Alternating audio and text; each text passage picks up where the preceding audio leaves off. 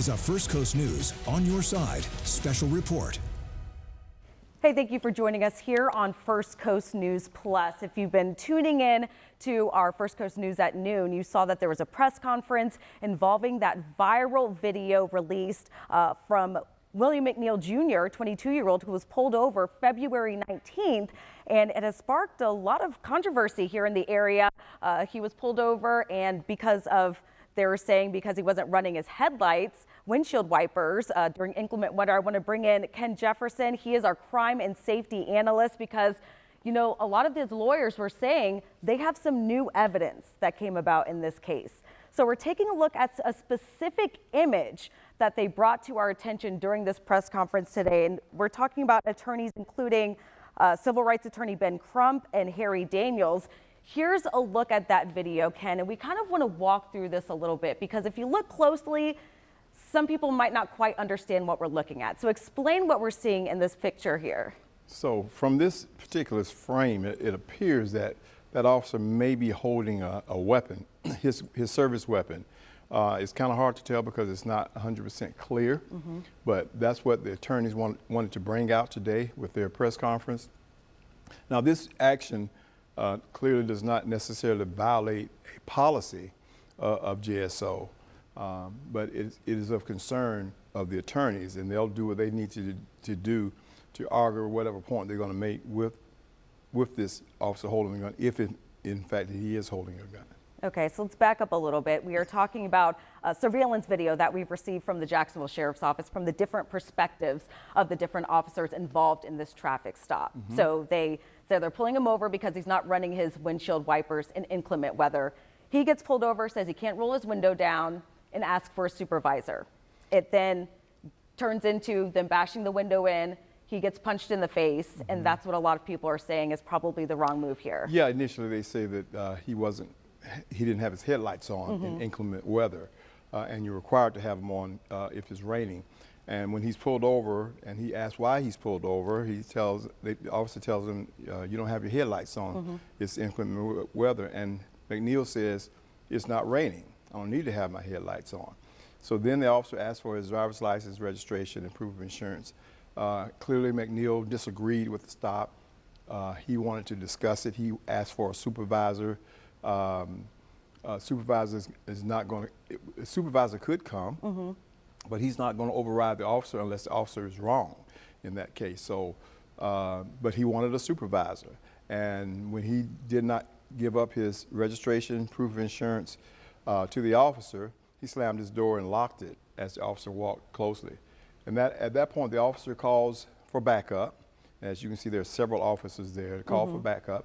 And the officer also tells one of the officers, when you come, make sure you park in front of his vehicle so as to not give him an opportunity to run away and get into a high-speed chase. So he's not cooperating. He's locked himself up. He's actually barricaded himself into his car. And he's talking to another officer on the passenger side. The window is partially cracked. And he's talking to the officer. He's telling them that the officer said that he was driving without his headlights on. And he wanted to see the law. Can you show me that law? The officer says, well, I'll show you the law once you get out of the car.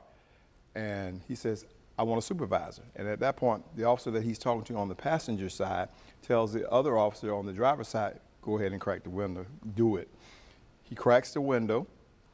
As he cracks the window, McNeil just sits there. He's not being violent, he's not aggressive, he's not doing anything, but sitting there. And then comes a punch after the window is punched out. Why? Why was there a punch? So that's the issue here, the escalation. Well, the officer escalated that with that punch, in my opinion. The punch, in my opinion, was not necessary. He wasn't doing anything but sitting there. The officers were close enough where they could see his hands. He wasn't reaching for anything. He wasn't trying to do anything. There's a punch right there, as you can see. The officer is right there in the window, so he sees his hands. He knows what's going on. Then you got another officer behind him, and then they take him out of the car, and they're saying that he's resisting. Well, your body's going to tense up when you're grabbed and being thrown to the ground. Your immediate instinct is to break your fall. So your hands are not going to be behind your back when you hit the ground because your face will hit the ground.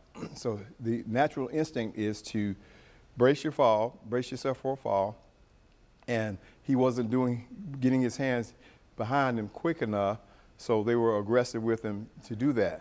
Sometimes you have to be aggressive once the person is on the ground to get the hands behind their backs.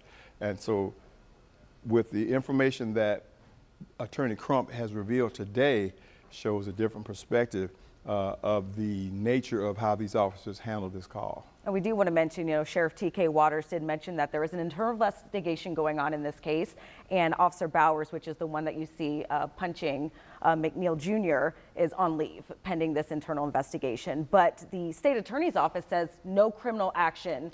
They didn't see any criminal action from those officers in this case. Yeah, based on what they looked at, which was the BWC as well as the cell phone video, the state attorney decided that there's nothing criminal that's going on here. They felt that that punch was not criminal. Obviously, they felt that that punch was in the course of the police officer's duty, and then they turn it over to the sheriff's office to internally investigate it. And what they're going to be looking at is the policies, rules, and procedures, the standard operating procedures, as well as their general orders. Did the officer violate any of those policies, or any officer that was on that scene? Did any of them violate it? They're going to look at did they use enough force that was necessary to take him out of the car, or was it excessive force that was used? You've got, that I can see, about 5 officers there on that one traffic stop, and they all played a part in some kind of way.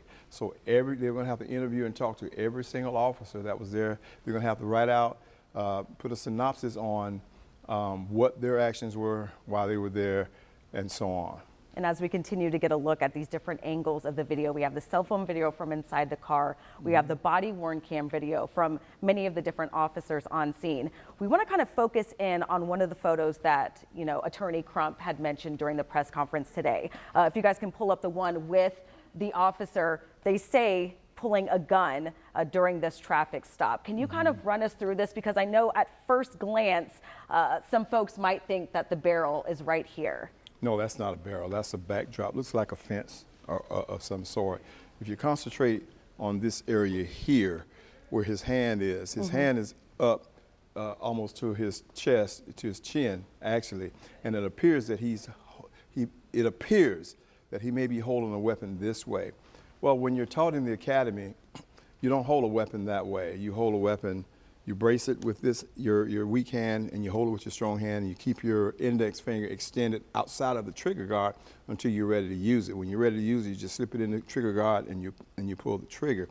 But this is somewhat distorted, so I can't affirmatively say that he's holding a weapon, but I can't find any other reason why he would be doing this or have his hands up when the person has a windshield there in front of him and he's in the car. If some might say, well, it may be a taser, but that doesn't make any sense because a taser is not going to penetrate glass. So it appears that he may be holding a gun based on this video and what Attorney Crump said. And this is something that wasn't part of the report initially, that a gun was potentially not pulled. in the arrest and booking report. Okay. This officer is going to have to write what we call a supplement report to explain what he did and why he did it. So those reports are not immediately available. The arrest and booking report is the only report that's immediately available. So when it's all over with, when the investigation is concluded, you're going to have, of course, your arrest and booking report, which we have now. Okay. And then you're going to have your internal affairs report that concludes the investigation. And then you're going to have all of the supplemental reports that all the officers, every officer there has to write a report, what they did, what time they got there, what they did, and why. And that's not available right now. This will shed light on whether or not that was a weapon or not. We'll know for sure at that particular time. But at this point, because of the distortion, it's hard to really say affirmatively that he is holding a gun. But it is questionable as to why he has his hand up like that. All of this 5 months after the initial traffic stop, February 19th. And I wanted to ask you these questions, Ken, because you have experience in this, not only, in law enforcement, but training and, certification for gun holders. Tell me a little bit about your experience there. Well, I had the opportunity to serve as an academy staff instructor with the Jacksonville Sheriff's Office for a number of years. And one of the things that we teach, firearms, driving, first responder, and defensive tactics. All those things are separate and individually, but they're all taught. A certain amount of hours has to be done. So when it comes to weapons, when it comes to force, those things are carefully explained. And once you get on the road and you're out of the academy, you graduate, you pass your state exams, you're now placed with a FTO, or field training officer. And for 12 weeks, you ride with a different officer in different areas, learning the trade, if you will, and experiencing what's going on. And then the last 2 weeks of your training, you go with your original training officer, but you're a solo officer. He's there, he or she is there in the car, but you're operating as a solo officer, kind of like when you get your pilot's license. You know, you have to do solo flights, but the trainer is still there. So, and so all of those things that they've learned in the academy and learned on the street those 3 months are measured those last 2 weeks. So they're taught when you pull a weapon out, you have, you know, if you feel that you have to use your weapon, you pull it out and you use your weapon. It's deadly force. And that's the last resort of everything. But there's a paradigm that you go through before you finally use excessive force. You know, you've got your command presence, you got your voice inflection. And even in the video you see, you know, from the cell phone video, I don't know at what point McNeil Jr. is doing this, but his hands are up. And you said that's important as an officer, that you're paying attention to somebody's hands when you're making a traffic stop. Well, one of the main things that we teach is that you always watch the hands. Even if you get out of the car and you got your hands in your pocket, you may not have anything in there but some loose change. But officers are not comfortable with your hands in the pocket, because you can have a small .22 weapon in your pocket and pull it out and shoot the officer. So officers are always trained to keep their eyes on their hands, whether the person is standing, whether the person is sitting, whether they're near or far. You keep your eyes on the hands. In this case, you see several officers close enough to see his hands the whole time. You can even see the bill of the cap of this individual where his hands are. He's constantly pulling his hands up, but even before he was pulling his hands up, they're close enough to see his hands, to see if he makes any type of overt gestures or any kind of moves that might endanger them. So they're taught, always watch the hands. And what about the proximity? We talked a little bit about that, the officer's proximity to, you know, the vehicle during this traffic stop. So when you walk up to a car or a vehicle on a traffic stop, you're walking parallel with the car, but close to the car, so you can see if there's anything in it. You also notice when officers pull a car over before they get to the driver's door, they always touch the trunk. You ever notice that? Yeah. They touch the trunk. Well, they're seeing if it's ajar. If it's ajar, somebody can pop out of there and shoot the officer. So that's a safety thing that's done there. So they'll tap the trunk or see if it's ajar. And then they're looking in the passenger seat, but always keeping their eye on that driver to see what's going on. And when they walk up to them, the first thing they're going to do is look at their hands. See if they have a hand hidden, or if it's in the lap or on the steering wheel or whatever, if it's in the 10 and 2 position. They're trained to do that. When they ask for the license, registration, proof of insurance, most people carry it in the glove compartment. So as they open the glove compartment, those eyes are focused on their hands as they go in the glove compartment and get out the documents that they do. So they have to look at the hands always. And the calmness. I mean, look at what's going on once things start to escalate, the window gets broken, the punch is done. He seems very calm in this situation. You know, what's going through your mind as you're watching this again, knowing what you know with all the different angles of just his reaction to all of this? He appears to be calm, but upset or hurt at the same time that this is happening. He figured, in my opinion, he's thinking, all I wanted was a supervisor, and I'm going through all of this. So it's not normal, if you will, for someone to go through something like this and remain as calm as he did. I mean, he remained calm the entire time. All of this would have easily been avoided had he handed over his license, registration, and proof of insurance when he was asked for it. The only reason he didn't do this is because he didn't agree with the stop. Do we have the right to ask for a supervisor? You can ask for a supervisor. Okay. You can ask for a supervisor, but more than likely an officer is not going to stop his actions on that traffic stop immediately to get a supervisor for you, so that the supervisor won't say, well, what have you done? All I did was stop him. He asked for you. No, you continue your duties. And some would say, well, what was the rush? Why didn't you just call a supervisor? Well, I believe a supervisor did show up.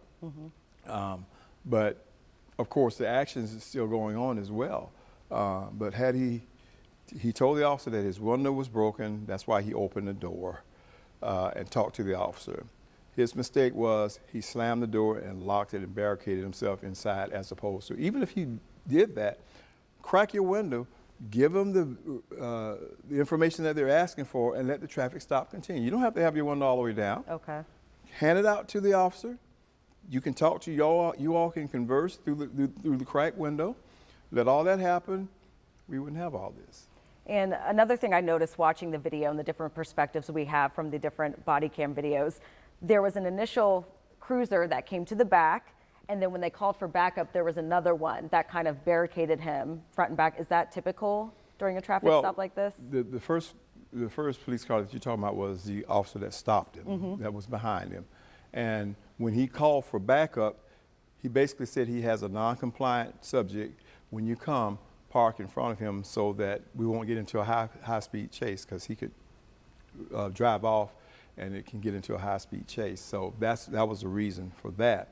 And then many have questioned, well, if it was inclement weather and your headlights needed to be on, why weren't the officers who responded that we saw in the video, why weren't their headlights on? Right, that was a big topic during all of this. So there were droplets on the windshield. We do want to mention that. There were droplets on the windshield, so obviously it had been raining. And so the big question is, was it raining when he was stopped? Was it raining during the actual stop? I would say probably not, because when you see the BWC, the officer gets out and there's nothing coming down. There's no rain coming down. So we see droplets of water on his car, on the offender's car, once you get up close. But nobody had their windshield wipers on. Nobody had their headlights on who responded that I saw. And I only saw the one car come up. Well, maybe two cars come up, but neither of them had lights on or windshield wipers. And that's interesting, because a part of traffic law, officers don't have to have their lights on if they're, going in a pursuit or, going to a call. So I think that's going to be a big argument here between, McNeil Jr.'s lawyers and that JSO. was just comments from people who don't know the law. They're looking for different things to say about this particular individual. This video has garnered a whole lot of attention nationwide, of course. Everybody's got an opinion about it. You've heard national talk shows, you've heard people on podcasts. They're all giving their opinions, and they're all different. The opinions are all different. Some of them are upset with the way the sheriff handled the press conferences, though they thought that, well, wait a minute, you hadn't conducted an investigation, but you're defending what your officers did and this, that. They're saying all these things. We have to let the investigation play out. We have to see what's going on with that. And how long could that take? Well, at this point, there's no time limit on it. There's no limit that says we will be done with this in 2 days, in 3 days, whatever, because they've got to thoroughly talk to every officer. If there were any witnesses around in that area at the time, they got to go out there and see if there were any witnesses to anything that they may be missing. It might be a witness that was with him prior to this stop or whatever. It takes time, and the public has to understand that for a thorough investigation to go on, you have to be patient. But in their minds, the longer it takes, they figure they're cooking the books, and that's not the case. That's not the case, because they're held to a standard that when they investigate, do investigations like this, they can be audited to see how that investigation was conducted, and if it was not conducted properly, then they'll be in trouble with the federal government. So they don't want to have that to happen. So they're going to make sure that it's investigated thoroughly and properly, and hold those accountable for their actions. If their actions were good, we give them praise. If they weren't, then you discipline them. So the officer could face demotion, suspension, or termination. One of the three. And it could take some time. It could take some time. It could take some time. But because this has gotten so much attention, I believe that the process may be slightly expedited. I think that's key here. If you're just now joining us here on First Coast News Plus, this is a special report.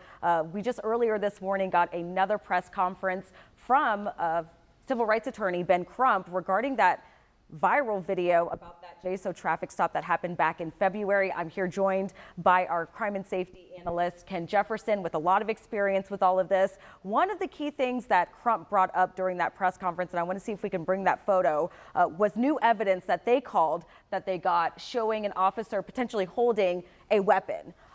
And if you can just walk us a little bit through this for those just now joining us here on First Coast News Plus, what we're looking at and what issue this could have caused during the traffic stop. Well, based on Attorney Crump's press conference that he wanted to introduce to the public, as well as the sheriff's office, as though the sheriff's office doesn't have the video, but they have the video, what appears to be a gun being held by this particular officer right here. Don't concentrate on this because that's a backdrop of a fence. Right, we want to make that really clear. This is not the barrel of the gun. That's not a barrel of a gun. The guns that they carry are not that long. Okay. But if you concentrate on this area down here, it appears that he's holding a weapon. Mm-hmm. I can't confirm that he is. I can't say for sure that he is. But it'd be kind of awkward doing a traffic stop if he's just standing there like this. You know, we know it's not a taser because a taser can't penetrate the glass, so he's not going to be tased. So more than likely, he possibly has a gun, a weapon drawn. Because he has that weapon drawn in this particular case does not mean that he violated any policies or procedures or whatever, because the officer called for backup, and he said, I have a non-compliant traffic violator, and I need a backup. Because we're probably going to have to take him out of the car. Mm-hmm. In his mind, he's thinking he's barricaded himself in the car. I don't have any information on him as far as his driver's license, registration, or proof of insurance. I don't have any of that. All I have is his tag number, and I've run that. The vehicle didn't come back stolen, came back to whoever it's registered to. And so he knew that if he didn't come out, they're going to have to extract him from the car. They can perfectly legally smash your window and take you out of a car. They can do that. Now, when we look at this scenario, we've got an individual who wants a supervisor, who is questioning the stop, who does not want to cooperate with the officer by handing over his information. Mm-hmm. Let's just be fair. Let's just be clear. He could have easily handed his information, and he was non-compliant. Let's just face that. When you look at the video, it angers you because of what happened, but it wouldn't have happened had he handed all that over to the individual.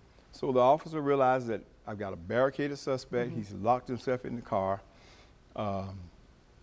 He's not coming out. I need backup. I need help. Backup gets there. Another officer, one of the backup is engaged in conversation on the passenger side. With the window partly down. With the window partially down. We see that in the BWC. And he's talking to him, and he said, I want to see that law. That's not the time to argue with an officer about the law. You take your citation. If the officer very well could have just said, I'm going to give you a warning this time. It's a minor offense. Mm-hmm. I want to give you a warning. You don't know. A lot of times that can happen where officer wants to pull you over because you may not know it. You may not know that you need to have your headlights on in inclement weather.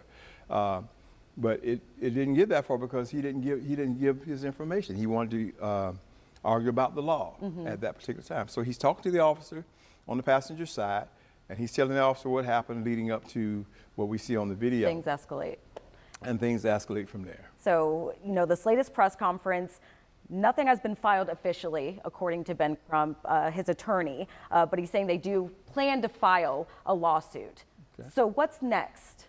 Well, the sheriff's office is going to conduct the investigation. A lot of times they'll wait for the conclusion of the investigation before they file anything. They want to take a look at everything to see if it jives with their policies, their procedures, and the actions of the officer. And then they'll make their decision as to whether or not they're going to file. So we're really just going to have to wait on what the investigation reveals. All right, we'll see what happens. Thank you so much for joining us. Ken Jefferson, our crime and safety analyst. Of course, you can find all these videos and our articles on this case on firstcoastnews.com. We'll see you back here at 5 o'clock with a little more insight into all of this. And thank you guys for joining us here for this special report. This has been a First Coast News On Your Side special report. First Coast News is always on. Stream now on First Coast News Plus.